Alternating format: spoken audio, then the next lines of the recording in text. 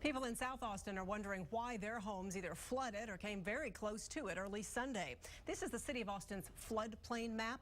The areas that flooded early Sunday are not listed as flood-prone areas. KXAN's Ignacio Garcia has more on why those areas flooded, new at 6. The water got to like here. Maida Price was worried early Sunday morning when she thought the overflowing creek would flood her home.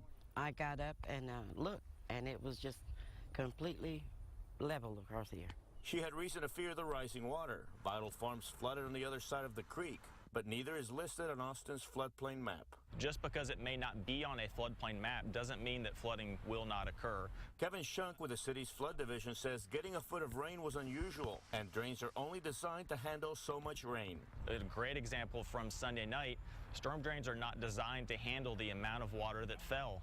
And we had significant rainfall, and the storm drains they don't have a capacity to carry that much water. And with hundreds of structures or roads in potentially flood plains in Austin alone, any number of homes or structures are prone to flooding. Code enforcement is called in to monitor buildings at risk. The regulations are trying to help people and protect people for when things get built, but there are a lot of things out there that can happen that are out of our control that can cause flood damage. It was about right here. Price won't be moving away, but the next time the water comes up near her door, she'll be better prepared. If they tell us it's going to rain 5 days like that, I might get a canoe. In South Austin, Ignacio Garcia, KXAN News.